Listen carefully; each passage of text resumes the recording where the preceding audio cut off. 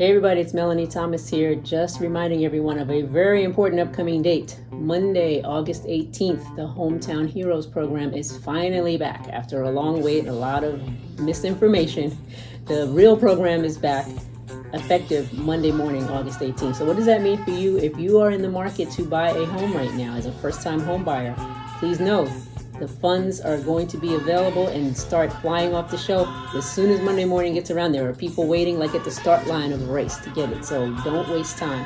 What do you need to know? Well, 3 important things.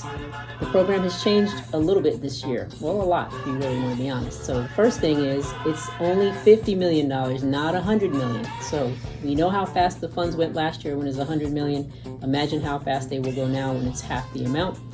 The other big change is they are reverting back to what the program was when it was initially started a few years back, where it was only for certain eligible occupations. Okay, so if you need to know if you're on that list of occupations, reach out to me, send me a message. I'll send you the list and you can see if your occupation is on there.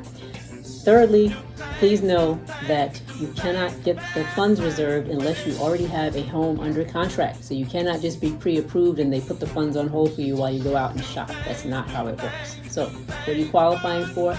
5% of your loan amount up to $35,000. So that's a lot of money, and it could be the difference between someone qualifying to buy a home or not. I'll be having a webinar later on this week where you can get all of your questions answered live. There's a lot of other intricate details about the program, some things that you may be eligible for that you're not even aware. So love to get you on there to answer all your questions. So remember, 3 big things. You must be one of the eligible occupations. You must already have a home under contract before they will reserve funds for you. And you have to use an approved lender.